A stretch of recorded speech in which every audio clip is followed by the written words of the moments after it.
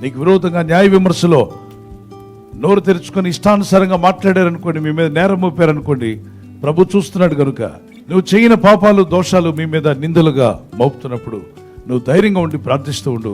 ప్రభు న్యాయ విమర్శలో నీకే జయమిస్తాడట. ఆఫీసులో కావచ్చు, వర్క్ ప్లేస్లో కావచ్చు, ఇంటర్వ్యూకి వెళ్ళినప్పుడు కావచ్చు, కొన్ని ప్రాంతాల్లో ప్రార్థనతో మీరు వెళ్ళండి. దేవుని సన్నిధిని మోసుకు వెళ్ళండి. దేవుని పక్షంగా నువ్వు జీవిస్తున్నట్లయితే నీకు విరోధంగా రూపింపబడిన ఏ ఆయుధమైనా కూడా అది వర్ధిల్లకుండా దేవుడు దాన్ని క్యాన్సిల్ చేయగలడు.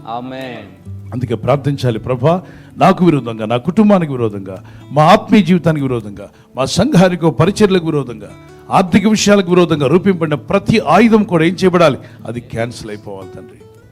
మా మీద పలికిన శాపవచనాలన్నీ కూడా క్యాన్సిల్ అయిపోవాలి. అది మీరు ప్రార్థించాలి, అడగాలి. ప్రతి ఉదయం ప్రతి సాయంకాలం కొన్ని వేలాది మందితో మనం అంతా కలిసి దేవుని పిల్లలం, దేవుని బిడ్డలం ప్రార్థన